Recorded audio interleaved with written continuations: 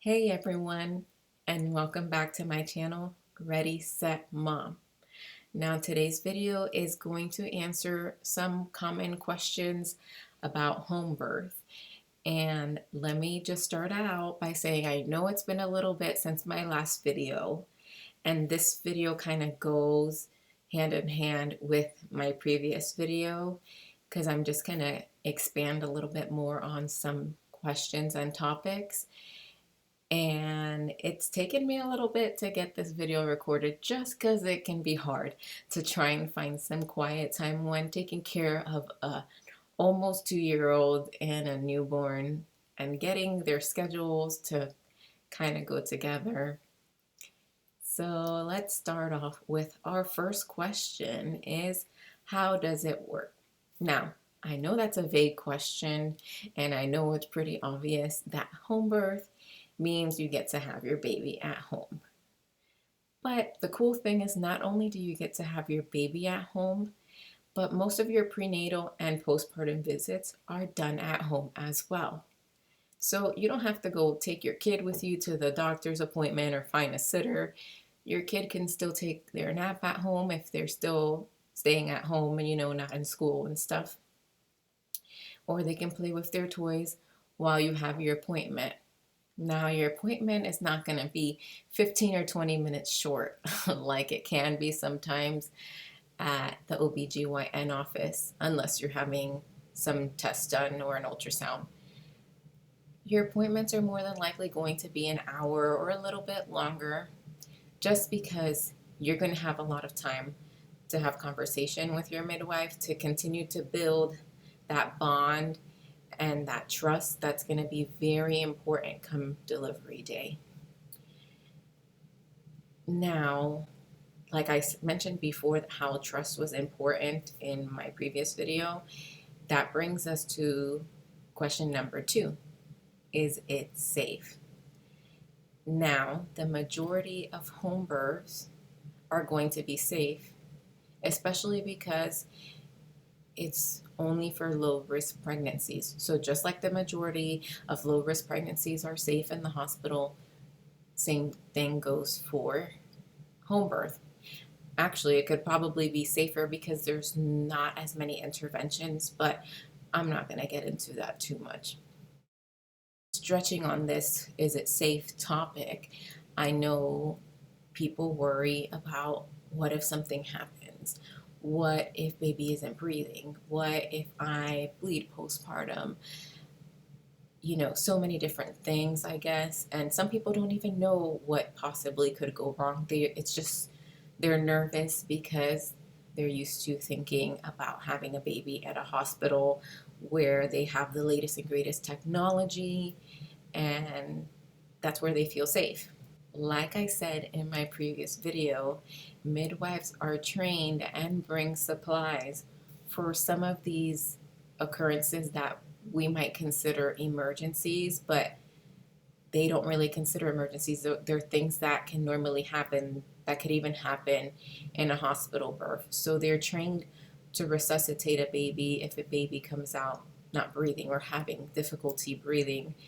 They have the same kind of medications that they would treat postpartum hemorrhage with at the hospital. Now, they might transfer you if you're still bleeding after they treated you, or if you are having some dizziness and might need a blood transfusion. In those instances, then yeah, they would transfer you, which also brings up overall transfers. Most transfers from a home birth to a hospital occur for non-emergent reasons, and the most common reason is maternal exhaustion, or like a mom wanting some pain relief or medication that a midwife doesn't have. Like, midwives don't have epidurals, or they can't give out epidurals. Most of home birth is going to focus on natural pain relief methods like breathing, applying pressure, hopping in the shower, getting some warm water, things like that. But that would be a whole separate video that will focus on that. Now, midwives also do have malpractice insurance if, God forbid, something were to happen or go wrong. Now, I don't know all the details that go into malpractice insurance, both on the OBGYN side and for midwives, but at least that lets you know that they also care about your safety. Now, another popular question is whether or not home birth is covered by your insurance. Now, I don't have a for sure answer for that, so I'm just going to say maybe, because I don't know what your insurance looks like, what it entails, what is in their policy, and all that stuff. Check if you might have to have a certain type of midwife for your insurance to cover a certain percentage, or if they reimburse you instead rather than paying up front, whatever the case may be. But overall, like I said in my previous video, it is an investment, but generally it's going to be cheaper than having your baby at the hospital, even with insurance covering part of your hospital birth. Keep in mind that with that investment, depending on the midwife, it might include certain things, or you might still need to buy a couple things. But in general, at least with my midwives, it included my labs, different fees, my ultrasound, having the birth pool. Some midwives have you rent one out. Some might not even have any, so you might have to contact a doula that rents one out, things like that. But it included the birth pool, the liner, all that stuff, and the birth kit that the midwives have for the birth, with vitamin K and eye ointment, their gloves, and all that stuff. I had extra expenses just with getting a couple other supplies. A lot of stuff you already have at home, like towels and washcloths, paper towels, a hose to fill the tub or the pool, bleach, different things like that. And I'll make a different video about supplies and how to be your midwife's favorite patient by having all of that organized for them. But like I said, that would be a separate video. Mentioning some of those supplies, you're thinking, oh my goodness, things are gonna get dirty, messy, whatever. And that brings us to question number 4. Who cleans up, and is it messy? Now, I will say the midwives do an excellent job of cleaning up, or at least my midwives did. You wouldn't even think that they came in here to deliver a baby in my room. I mean, they did my laundry for me with the towels that we used and washcloths. I mean, my sports bra that I used, things that got wet, things that I left in different places in my room got washed. Seriously. Even my husband's shorts and stuff.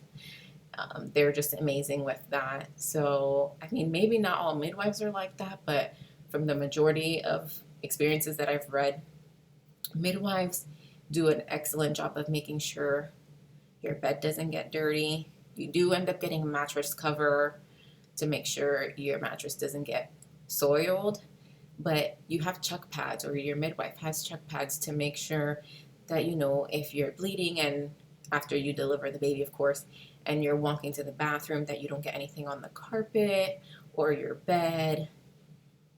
I mean, there was nothing stained, not even my towels that we used to clean off the baby or to have with me at different parts of labor. Nothing was dirty, guys, okay? So it's not messy. I mean, generally, yes, obviously having a baby is messy, but when I'm saying it's not messy, as in you're not going to notice the mess. You're not going to think about it, and nothing gets left messy. So, no, it's not messy. Your midwife is going to know where they put things, and if they need to get anything, they'll ask you. I mean, my midwife went downstairs to try and find my blender to make me a smoothie after I had my baby. I mean, that's amazing. I didn't have to go do anything. And even though my husband ran around a little bit, he was able to also relax. The last question is, what is it like So what is it like to have a home birth? I mean, I don't really know what that question is supposed to mean, but this is what I take from it. Having a home birth is having freedom. Like, that's what it's like. It's just having freedom. You want a water birth? Great, you can have a water birth. You want to have your baby in the shower? Great. You want to have your baby by the toilet? You can do that too. You want to have your baby on the bed, by your couch, whatever, you have that freedom. You have the freedom to move however you need to move to help you get through your contractions, through your surges. You know, you can have your lights dim, you can have your diffuser, you can have music playing, and a lot of these things also go hand in hand with different pain relieving techniques that you use in home birth. You have the option of whether you want to do delayed cord clamping or even a lotus birth, which we can go into another video and talk about that a little bit. You have the option of whether or not you want to catch the baby, you want your spouse to catch the baby, you want an older sibling to catch the baby. I mean, you have so many options that you would not be able to have at the hospital. Like I said in my previous video, home birth does require patience. I mean, a baby doesn't just pop out, you know, in 5 minutes of your contraction starting. It can take a long time, and because there's no induction medicine, no Pitocin,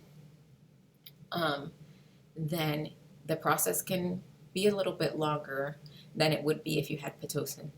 But it can also be quicker if you are able to focus on good relaxation techniques and having your body release oxytocin, you know, that love hormone, whether it be by physical touch with your spouse or just good relaxation techniques and other things that you can do.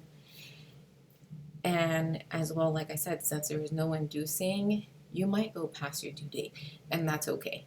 A due date is an estimated due date. It's called an EDD, estimated, meaning it can be 2 weeks before that or 2 weeks after that. So really you have a month window of when you can have baby. So just be patient. Midwives also have limits on how many patients they will take on with due dates in a certain month. So generally speaking, most midwives are only going to take on 4 to 6 patients for a given month or a given time frame of a month, just because, like I said, those estimated due dates are estimates. So there's a possibility of having babies in the same day. And it happens. Maybe not as much as we think it does, but it can happen. And because it can happen, midwives tend to have backup midwives that they're close with that can come help them if they need to. Sometimes those backup midwives can run the appointments while the main midwife, goes to a birth. So, and like I said in my last video, which is I think the major point and a big thing that determines how home birth goes for you, is that trust. If you don't have that trust, you don't really have anything, because without that trust comes in fear, and that can just kind of make things go not the way that you planned or envisioned. But anyways, that's everything for this video. If you have any other questions or ideas for any future videos, please feel free to leave me a comment below. Make sure you hit that subscribe button so you know whenever I post some new videos. Bye guys, stay safe and stay home, all right? Take care.